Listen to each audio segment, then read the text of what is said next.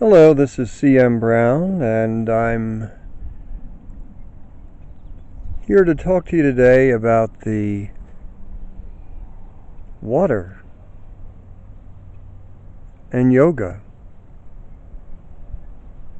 How do yoga and water fit together into the same video, into the same paragraphs? Well, we're looking out here today over a lake. The water's relatively calm. There's some geese floating around here out in the water, enjoying the breeze, I guess. There it goes. The last goose. But the water remains. So when I talk about yoga, I'm not talking about doing yoga postures. That's what we usually think of when we think about yoga. But what I'm talking about is the philosophy of yoga. Now, on its most basic level, yoga asks the question how our individual mind relates to the infinite self.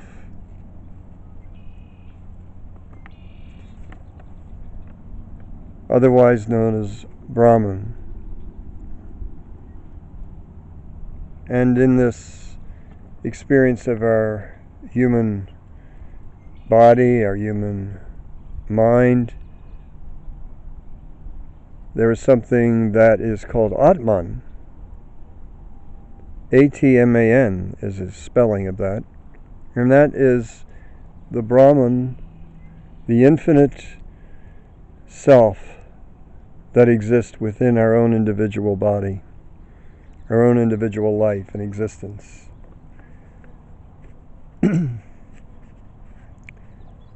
Now, when we talk about the body and the mind, especially the mind, I think it's important for us to ask the question, what exactly is the mind?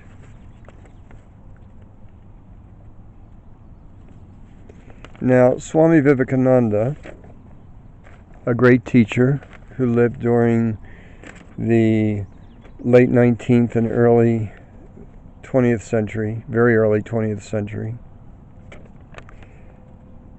said that the mind was a force of nature, just as gravity is a force of nature.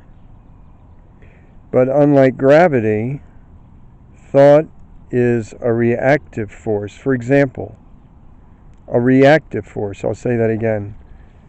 So, if an event occurs in your life, or something happens in your body, the mind reacts to this event by forming a thought about the event. If I get indigestion, my mind reacts to that.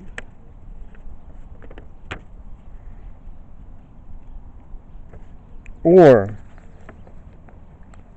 when you throw a stone into the water reacts by forming waves.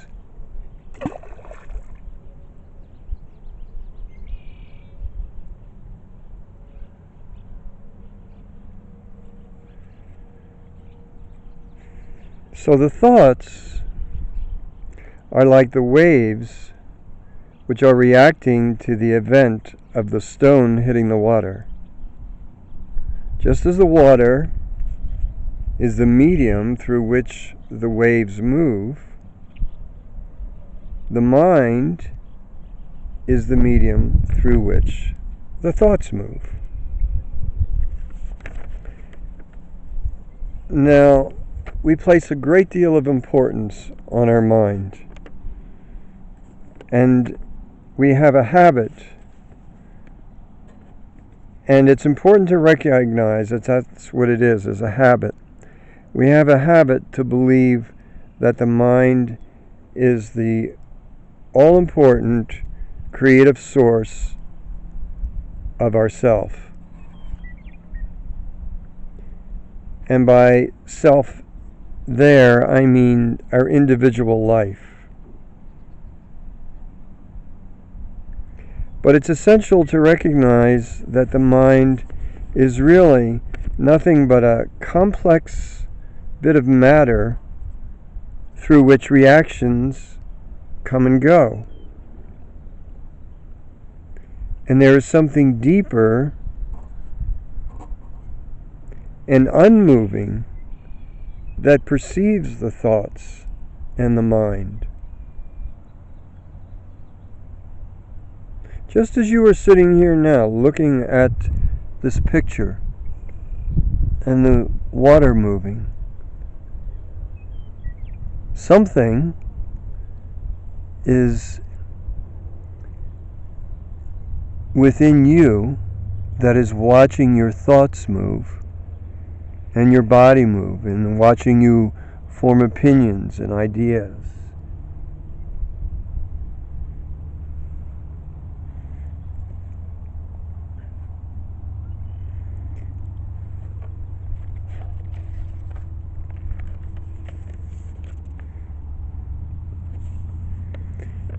Now, when the surface of the water gets agitated, it's difficult to see below the surface to the bottom of the lake. But when the water is still, when it's no longer agitated and muddy, and this water that we're looking at now is a bit on the muddy side, but when the water is still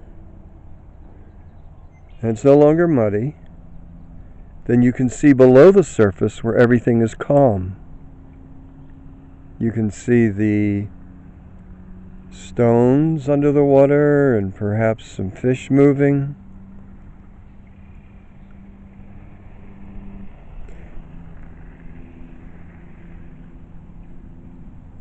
So when you see the below the surface, where everything is calm in the mind, when the mind is quiet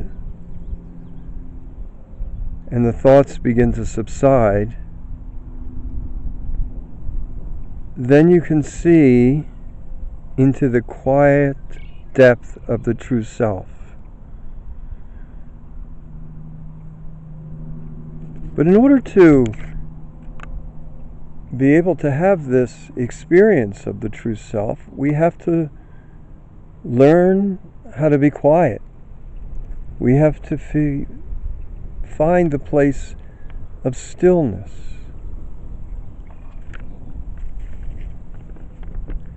And this is not so difficult as you might imagine.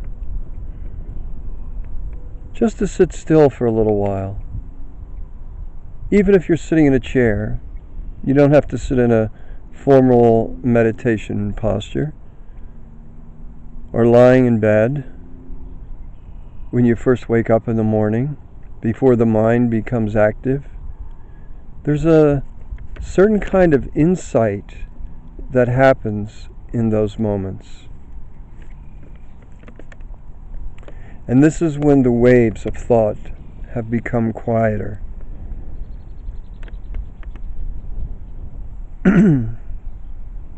So the analogy I'm speaking of here is that the waves are the thoughts, the water is the mind, and the bottom of the lake is the true self.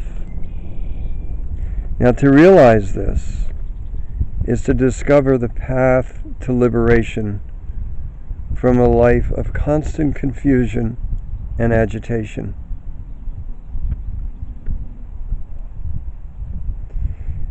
A life in which we are ruled by our thoughts, ruled by our opinions, ruled by the habits of thinking that tell us that we are supposed to be a certain way, behave in a certain kind of way.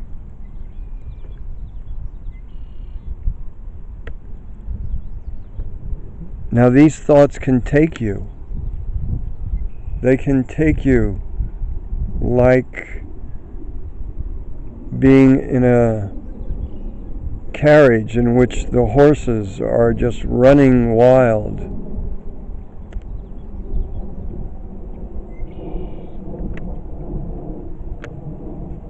So this skillfulness of being able to sit still and to be quiet and see into the true nature of who you really are, this is what we call yoga. This is what we call yoga. This is what yoga is. Now there are different forms that yoga takes. The one, as I said earlier, that we're most familiar with is doing yoga postures, asanas, they're called in Sanskrit, or to meditate, or to study, read yoga philosophy. So these are the pathways that bring you back to the place of serenity. Now I say bring you back because this is your natural state. Serenity, calm. Knowing serenity is your birthright. Now here's some practical examples. It's easy to judge others and to feel that you need to tell them what to do, how to live, how to behave. And it requires active skill to stop yourself from doing that. It's easy to push the body into a state of physical agitation, exhaustion, either by overwork or extreme exercise. The desire to be fit, the desire to live a longer life. But life itself is a temporary condition.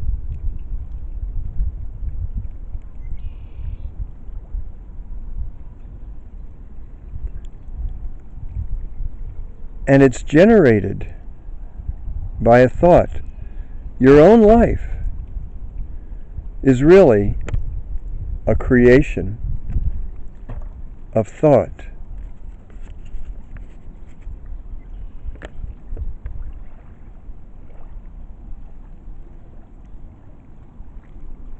And we want to be happy.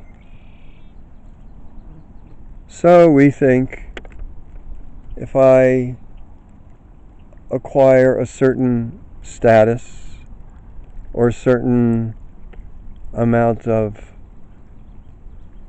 goods, then I'll be happy. Or if I'm in the perfect relationship, then I'll be happy. But yoga asks us to see beyond the temporal, the temporary, the incidental, into the endless.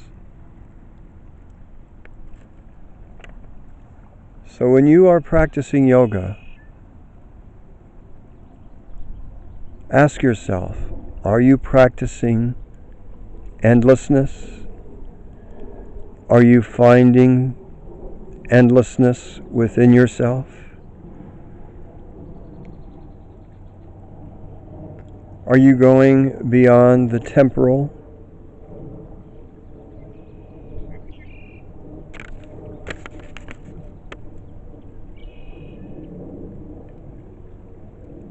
I can tell you something with the greatest of confidence and assurance. You do have the ability to develop the skill in this lifetime to realize that you can be calm, that you can calm the mind, and then you can see beyond what comes and goes. You have the potential to literally trust this and to touch your true nature, to feel it, to recognize it, to realize it when it arises and say, yes, yes, this is me. This is the true self. And it's a returning. It's not a getting. It's not something that you get. It's what you already are. So it's a returning. Returning to the self simply means realizing your ability to experience bliss in this life. Right now, wherever you are, whatever you have been doing before you started watching this video, and whatever you're planning to do after this video is over, doesn't matter. Right now, you have the potential in this moment to slow down, to trust yourself, and to move through